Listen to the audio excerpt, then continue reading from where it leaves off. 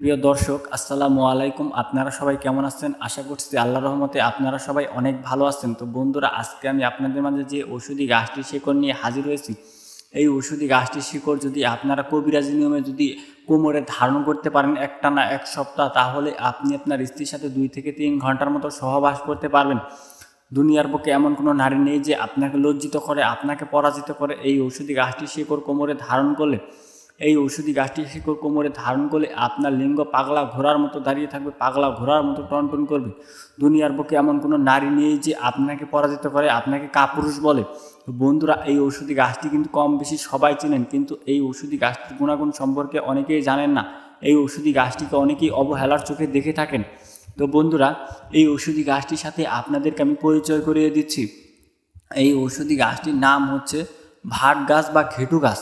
তো বন্ধুরা, বিভিন্ন অঞ্চলে এই ঔষধি গাছটিকে বিভিন্ন নামে ডাকা হয়। তো বন্ধুরা, এই ঔষধি গাছটির শিকড় কীভাবে আপনারা কোমরে ধারণ করবেন আপনাদেরকে আমি বিস্তারিত নিয়মটি বলে দেব।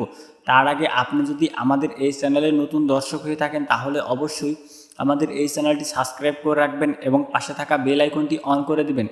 এর ফলে আপনি আমাদের এই চ্যানেলের নতুন নতুন ভিডিওগুলো সবার আগে পেয়ে যাবেন।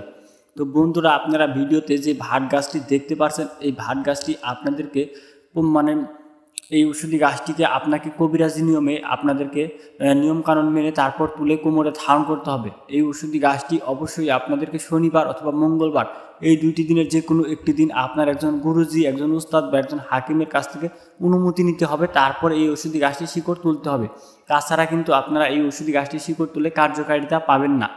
তো বন্ধুরা, এই ভাট গাছটি বিভিন্ন রাস্তাঘাট, বিভিন্ন জঙ্গল, বিভিন্ন রাস্তায় কিন্তু আপনারা পেয়ে যাবেন। এই ঔষধি গাছটি পাওয়ার পর আপনাদেরকে এই ঔষধি গাছটির শিকড় তুলে আপনাদেরকে কোমরে ধারণ করতে হবে।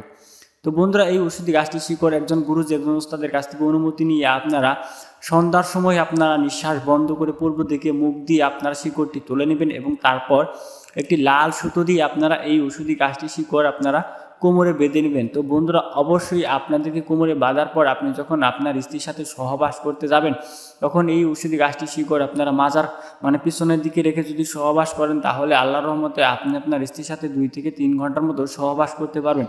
এক রাতে আপনি 2 থেকে 3 বার আপনি সহবাস করতে পারবেন। এই ঔষধি গাছটি কিন্তু বহু পরীক্ষিত একটি ঔষধি গাছ, কারণ মানুষ মানুষের সাথে বেইমানি করে, গাছ কখনো মানুষের সাথে বেইমানি করে না। যদি কোনো রোগী বলতে পারেন যে এই ভাট গাছের শিকড়টি কোমরে ধারণ করার পর কার্যকারিতা পায়নি, তাহলে আমরা আমাদের কবিরাজি চিকিৎসা ছেড়ে দেব।